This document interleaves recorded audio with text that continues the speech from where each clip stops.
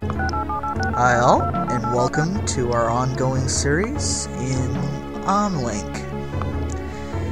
This pretty much is a continuation, and we're just going to be pretty much buying software for this whole entire thing, so yeah, if you want to skip it, go ahead, but I will make some more comments on some things in about a couple minutes. There is one interesting piece.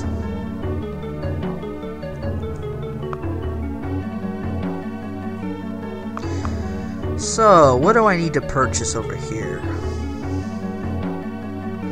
See, I got the land spike just a second ago. I need this chaos lib.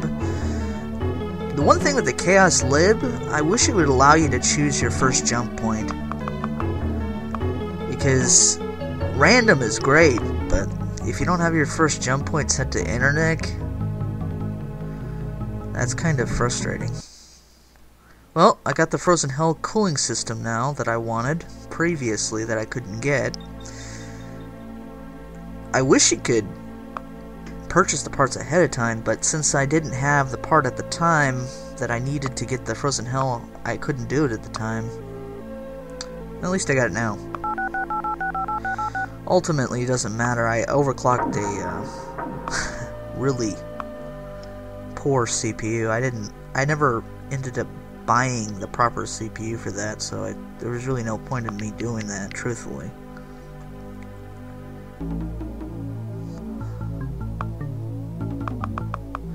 Alright, let's get the land spoof, and that should finish off my land tools that I'm gonna need for an upcoming hack. But ultimately, right now, my purchases are actually aimed toward hacking the uplink internal services right now. Making sure I have every little file and utility that I'm going to need.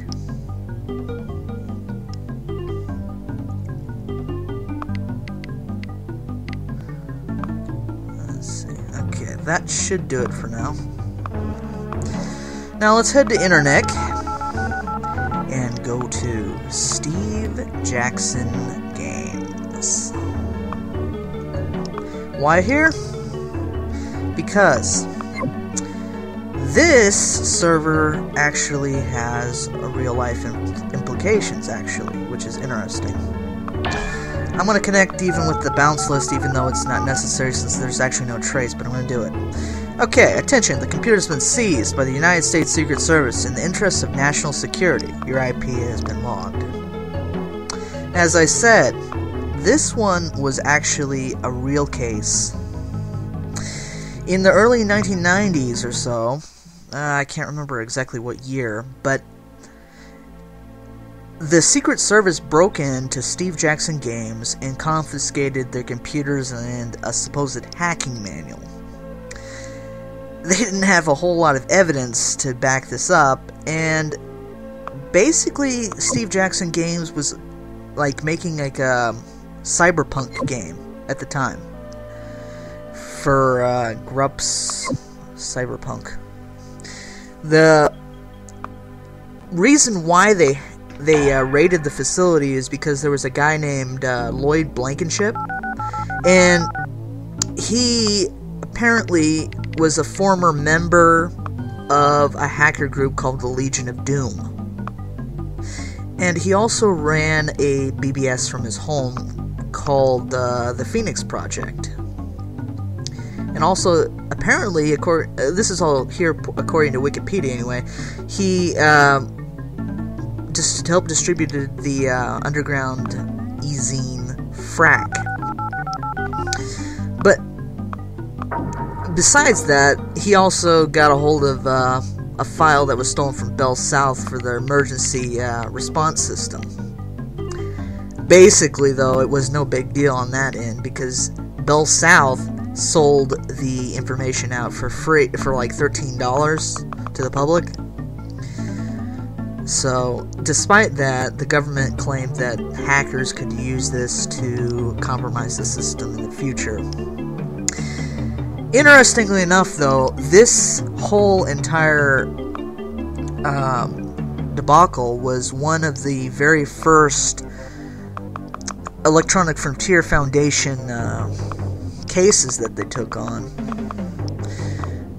From what I understand from sggames.com, something that they got posted there, they also covered some of the legal bills for them and covered the PC loss.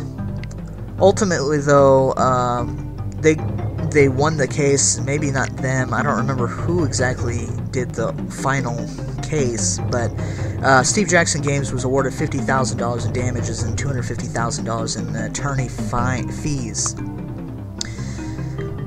But the owner of Steve Jackson Games, he said the following. "I'm a horror story," he began. I'm reading from the SJ Games site again, picking up on metaphors used by John Perley Barlow, who preceded him to the microphone. Jackson called himself one of the homesteaders on the electronic frontier. "One day I came home to find the barn burned down, the horses set loose, and the culprits who did it weren't desperados. They were the cavalry." Ugh. That says a lot. It's one of the reasons why I like the EFF. They're generally, on most things, right on when it comes to security matters that the public should be paying attention to.